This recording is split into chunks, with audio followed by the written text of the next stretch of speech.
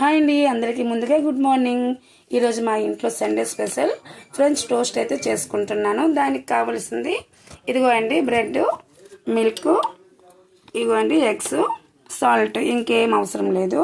First అయితే నేను 3 eggs కొట్టుకుంటున్నాను. చూడండి, చాలా టేస్టీగా ఉంటుంది కదా. పిల్లలకి అప్పుడప్పుడు కొంచెం వెరైటీగా చేస్తే వాళ్ళకి ఇష్టంగా ఉంటుంది. వాళ్ళకంటే ఎక్కువగా నాకు ఇష్టం ఉంటుంది తినాలంటే. 2-3 ఎగ్స్ కొట్టుకున్నాను. 3 ఎగ్స్ అండి కొట్టేసాను నేను. దీంట్లో మిల్క్ ఇప్పుడు యాడ్ చేసుకుంటాను. ఇప్పుడు దీంట్లో మిల్క్ యాడ్ చేసుకుంటున్నాను. ఇదిగోండి, ఇప్పుడు దీంట్లో తగినంత సాల్ట్ వేసుకోవాలి. దీంట్లో సాల్ట్ వేసుకున్నాను. మంచిగా మిక్స్ చేసుకోవాలి, మొత్తం కలిసేట్టుగా.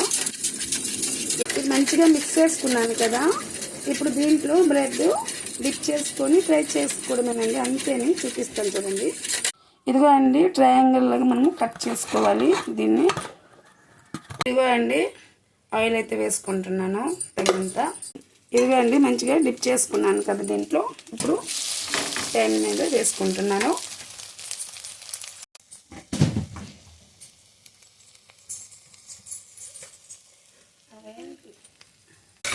ఇదిగో అండి, ఫ్రై అయితే అయిపోయింది. ఇంతసేపు ఫ్రై అవ్వాలి, ఎక్కువ ఫ్రై అయినా మరి మజా రాదు.